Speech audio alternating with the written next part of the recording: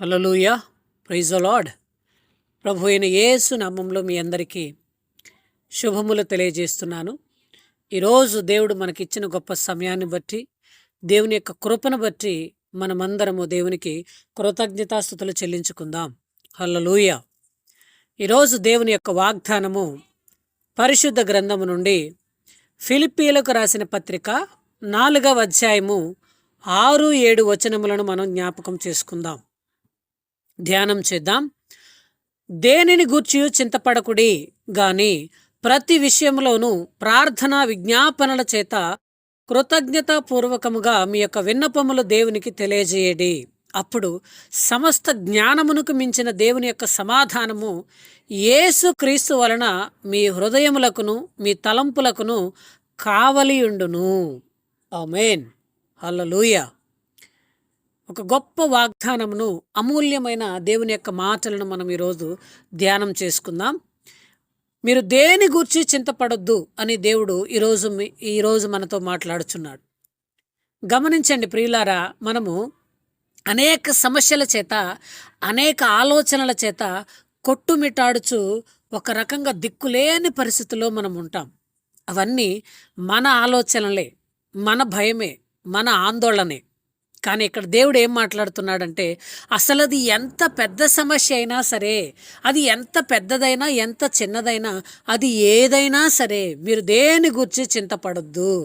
ఒకవేళ అది ఏదైనా ఉన్నదంటే ఆ విషయాన్ని ప్రార్థన విజ్ఞాపన చేత కృతజ్ఞతాపూర్వకంగా మీ యొక్క అవసరాలు, మీ యొక్క విజ్ఞాపనలు, మీ యొక్క విన్నపాలు దేవునికి తెలియజేయండి అని దేవుడు ఈరోజు మనతో మాట్లాడుచున్నాడు. చింతపడద్దు. మనం దేని గురించి చింతపడద్దు. మనము ఒకవేళ చింతపడుతున్నామంటే మనకు తెలియకుండా మనలో ఒక నిరాశ, నిస్పృహ మనలో రాజ్యమేలతాయి. వాటి వల్ల మనం ప్రార్థన చేయడం మానివేస్తాం. గమనించండి, మనం ఎప్పుడైతే మనలో ఏ సమస్య అయినా వస్తుంది అంటే దానికి కారణం ఏంటి అంటే మనల్ని దేవునికి దూరం చేయడానికే. ప్రార్థన ద్వారా మనకు దేవుని దూరం అవుతాం.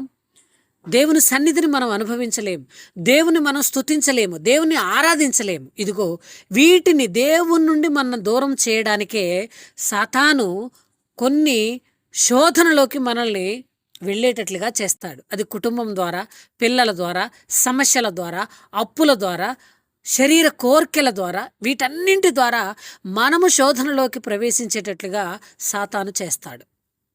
కాబట్టి గమనించండి, మనం దేని గురించి చింతపడద్దు, అలా అని ప్రార్థన మానొద్దు, ఆందోళన కూడా చెందకూడదు. ఎందుకంటే వాటి వల్ల మనం ప్రయోజనం ఏమీ లేదు.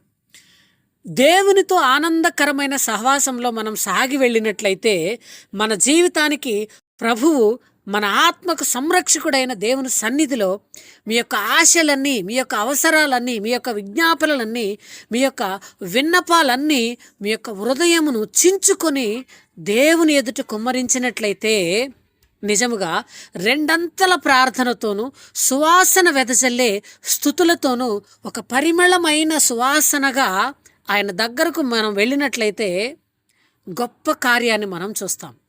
అయితే ఇవన్నీ అనుమానంతో మనం చేయకూడదు. విశ్వాసపూర్వకంగా మనం ప్రార్థించినట్లయితే నీవేదైతే అడుగుతావో, నీవు దేని విషయంలో అయితే నోరు తెరుస్తావో ఆయన ఖచ్చితంగా దానిని నీ నోటితో నింపేస్తాడు. దేవుడు మాట్లాడుచున్నాడు, నీ నోరు బాగుగా తెరువుము, నేను దానిని నింపేదనని వాగ్దానం ఇస్తున్నాడు దేవుడు. కాబట్టి మనము దేని గురించి చింతపడకుండా ప్రతి విషయంలో ప్రార్థన విజ్ఞాపనల చేత కృతజ్ఞతాపూర్వకంగా మన యొక్క విన్నపాలు దేవునికి మనం తెలియజేయాలి. మనం చేయాల్సిన ప్రార్థనలు చేయడం జరిగితే ఇక ఆయన అనుగ్రహించే కృప ఖచ్చితంగా మన మీద ఉంటుంది. ప్రియులారా గమనించండి, ఆయన మన ఎడల ఎన్నో మేలులు చేస్తున్నాడు. ఆ మేలుల నిమిత్తం అనుక్షణము మనం ఆయనకి కృతజ్ఞతా వందనాలు, కృతజ్ఞతా స్తుతులు చెల్లించడం మాత్రం మానవద్దు.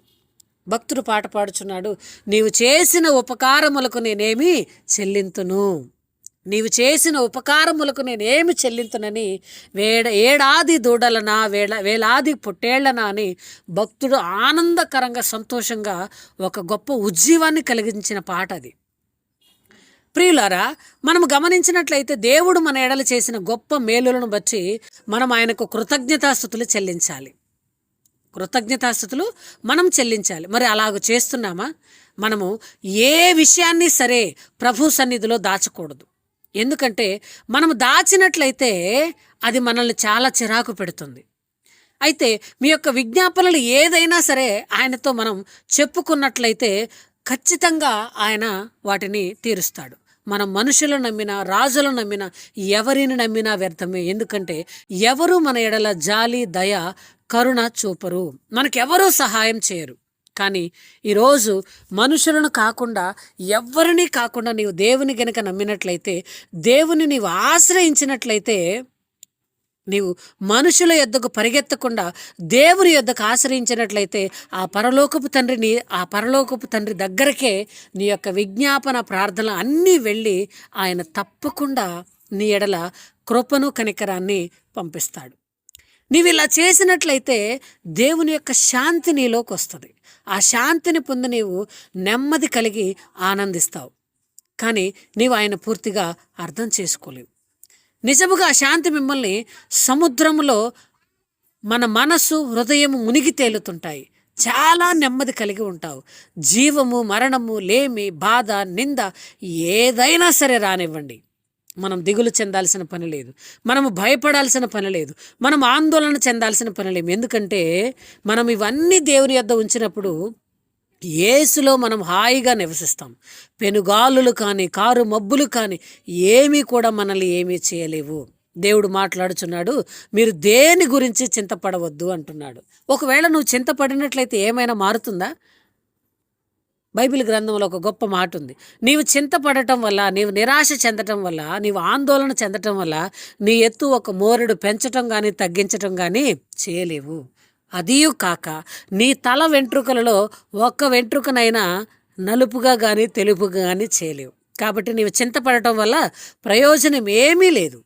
నీవు చింతపడకుండా నీ యొక్క ప్రతి ఒక్క అవసరాన్ని, ప్రతి ఒక్క విజ్ఞాపనని, ప్రతి ఒక్క విన్నపాన్ని ప్రార్థనా విజ్ఞాపనల చేత కృతజ్ఞతాపూర్వకంగా దేవునికి మనం తెలియజేయాలి.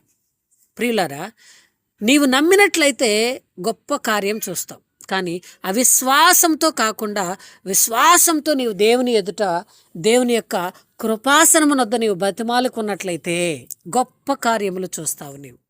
ఎందుకంటే ఆయన నమ్మదగిన దేవుడు, నమ్ముకొనదగిన సహాయకుడు కూడా. ఆయన ఎన్నడూ తృణీకరించేవాడు కాదు. ఆయన ఎన్నడూ నిన్ను నన్ను విడిచిపెట్టేవాడు కూడా కాదు. కాబట్టి మనం దేని గురించి ఈరోజు చింతపడాల్సిన పని లేదు. నా ప్రియ సహోదరి, సహోదరుడా, నిజముగా నేను దేవుని యందు ఎంతో ఆనందించుచున్నాను.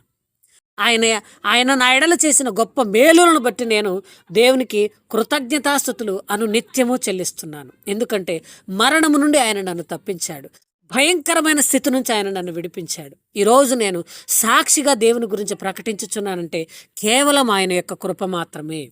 అనేక మార్లు నేను చనిపోదామని నిర్ణయించుకున్నాను. ఎందుకంటే అనేక మంది చేత నేను మోసగించబడి, అనేక మంది చేత కొట్టబడి, అనేక మంది చేత హింసించబడినప్పుడు నేను మరణించాలని అనేక సందర్భాలు అనుకున్నాను. కానీ ఆయన కృప నన్ను విడిచిపెట్టలేదు.